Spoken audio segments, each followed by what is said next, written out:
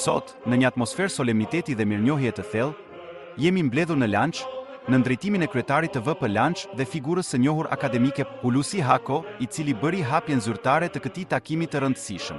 Të pranishëm në këtë ceremoni ishin figura të njohura të jetës akademike, juridike, diplomatike dhe shoqërore. Vera Tarifa, kryetare e Komitetit të VP Lanç Tiranë dhe nënkryetare e Komitetit Kombëtar. Hidayet Beqiri, avokat dhe nënkryetar i VP Lanç. Ilia Larti, personalitet akademik i njohur.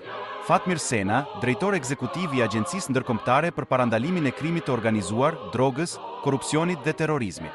Vangel Mita, ish diplomat i lartë dhe aktualisht drejtori i koordinimit për marrëdhëniet ndërkombëtare pranë Agjencisë Stop Krimi. Heroina Ruçi, koordinatore e përgjithshme e Agjencisë për parandalimin e krimit të organizuar. Në qendër të këtij aktiviteti të veçantë ishte nderimi i një figure frymëzuese e Veli Myftari. Ai u vlerësua jo vetëm për përkushtimin e tij të gjatë ndaj paqes, drejtësisë dhe solidaritetit njerëzor, por edhe për rolin e tij aktiv si zë i fuqishëm në kohë nevoje, si dorë ndihmëse dhe si udhërrëfyes për brezat e rinj.